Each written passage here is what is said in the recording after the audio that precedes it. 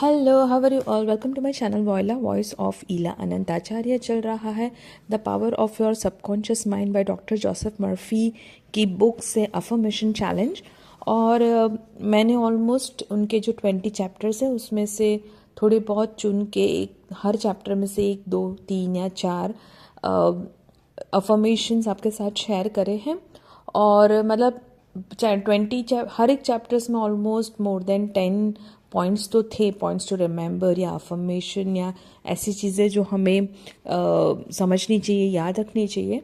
अब 15 नवंबर तक वो मैंने सारा अफर्मेशन 20 चैप्टर कंप्लीट कर लिया। अब उसी बुक में से थोड़ा सा समझने की कोशिश करेंगे कि टर्म्स का मतलब क्या होता है। जैसे मैं सबकॉन्शियस माइंड बोल रही हूँ या कॉन्शियस माइंड बोल रही हूँ, तो उसका मतलब क्या है।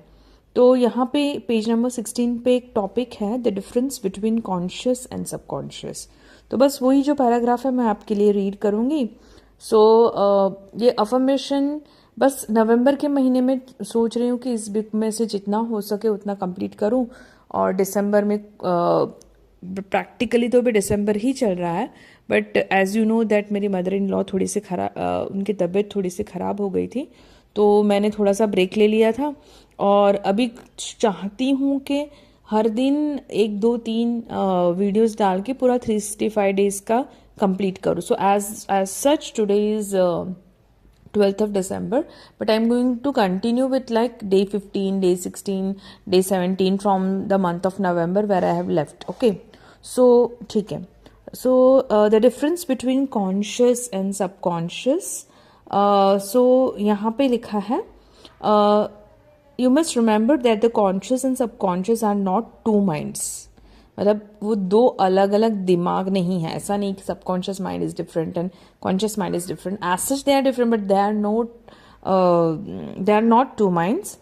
दे are merely two spheres of activity within one mind. Obviously अपना अगर आप देखेंगे तो एक ही दिमाग है और दिमाग में दो अलग अलग जो उनके एक्टिविटी है वो है।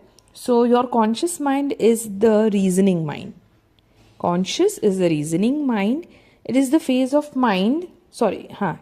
It is the phase of mind that choose, right? For example, if you choose your books, your home, your partner in life, you make all your decision with your conscious mind. तो decision making, reasoning है, logical reasoning, वो सारा conscious mind से होता है.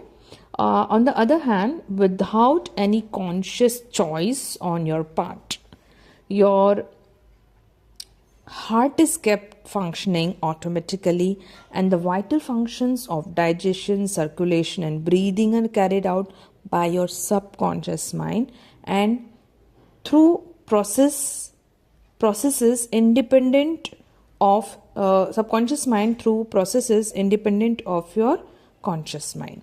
यानी अगर आप अभी मेरी आवाज़ को सुन रहे हो तो जो भी आपके बॉडी में फंक्शनिंग हो रहा है, हार्ट या आपके और साथी और बाकी सारे ऑर्गन्स का, वो ऑटोमेटिकली हो रहा है with the help of the subconscious mind. लेकिन अगर आप मेरी आवाज़ सुन के कुछ सोच रहे हो कि आवाज़ कैसी है, या मेरे बारे में कुछ सोच रहे हो या कुछ और भी सोच रहे हो, तो वो सारा कॉन्शियस थिंकिंग माइंड से हो रहा है. One mind, two phases, conscious which is reasoning logical and other subconscious which is like automatic, है ना. सो आई होप आपको थोड़ा